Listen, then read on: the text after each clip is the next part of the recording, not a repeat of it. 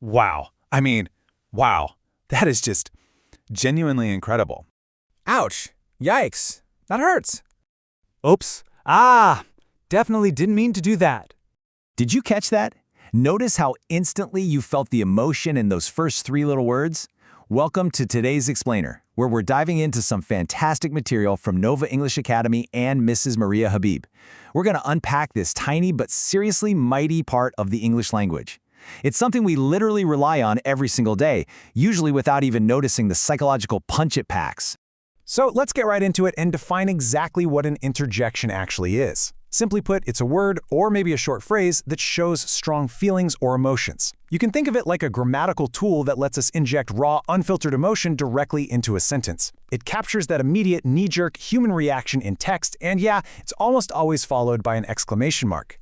Now, what is absolutely fascinating here is how we can perfectly map these punchy little words directly to core human emotions. It's kind of like an emotional cheat code for English. Think about it. When you want to show pure surprise, you drop in a wow. When you suddenly figure something out, that sudden spark of realization, you say, oh.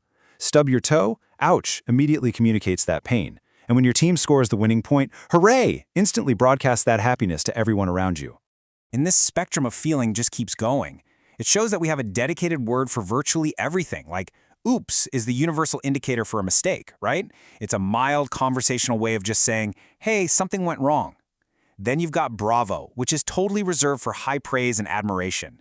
And then we have alas, which shifts the tone completely to express profound sadness or regret. It is honestly amazing how much heavy lifting these single words can do. Let's look at this in action.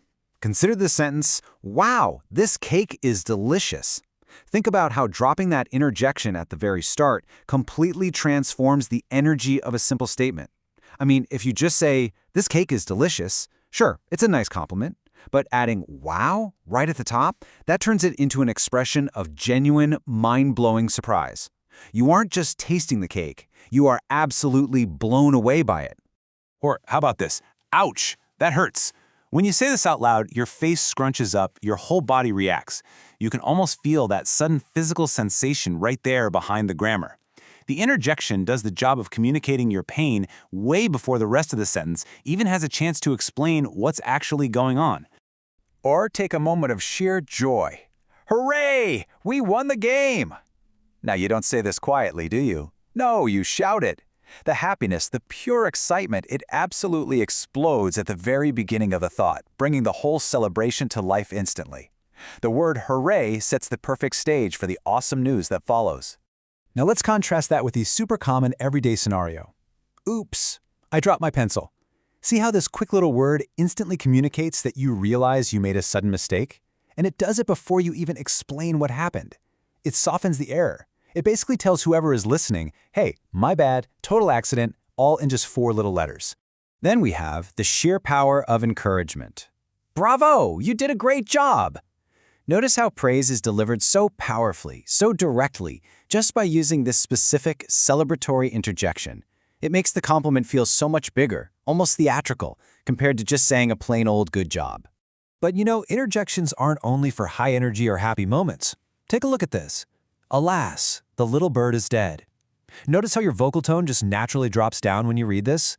It really shows how interjections can also set a deeply sad, serious, and reflective mood. They anchor the emotional weight of the entire sentence right at the very beginning. So let's see just how intuitive this actually becomes. Consider this quick scenario from Mrs. Habib's lesson. Blank, I forgot my homework. Is it A, oops, or B, hooray? Instinctively, your brain already knows exactly which one to slot in here. We do this auto-filling completely subconsciously because we naturally align that grammatical tag with the psychological reality of the situation.